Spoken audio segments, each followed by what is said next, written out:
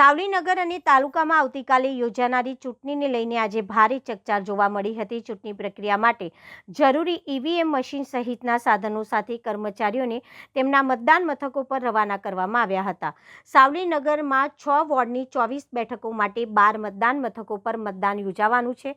તાલુકા સેવા સદનના strong રૂમમાંથી EVM machine અને અન્ય ચૂંટણી સામગ્રી વિતરણ કરવામાં આવી હતી। તે જ રીતે સાવલીની આર્ટ્સ એન્ડ કોમર્સ કોલેજમાંથી તાલુકાના 86 ગામોમાં આવેલા 155 મતદાન મથકો માટે કર્મચારીઓને પોલીસ બંદોબસ્ત સાથે રવાના કરવામાં આવ્યા હતા। અહીં તાલુકા પંચાયતની 22 અને જિલ્લા પંચાયતની 5 બેઠકો માટે મતદાન યોજાશે। આવતીકાલે સવારે 7 વાગ્યાથી સાંજના 6 વાગ્યા સુધી મતદાન થશે। મતદાન પૂર્ણ થયા બાદ ઈવીએમ મશીનો સીલ કરવામાં આવશે અને 28 તારીખે પરિણામ જાહેર થશે। સાવલીમાં શાંતિપૂર્ણ અને નિષ્પક્ષ મતદાન માટે તંત્ર દ્વારા તમામ તૈયારીઓ પૂર્ણ કરવામાં આવી છે।